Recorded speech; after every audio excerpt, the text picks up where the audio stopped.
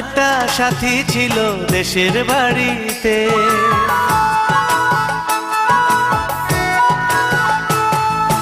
আমার একটা সাথী ছিল দেশের বাড়িতে, মিষ্টি প্রেমের লিখত চিঠি প্রতি মাসেতে।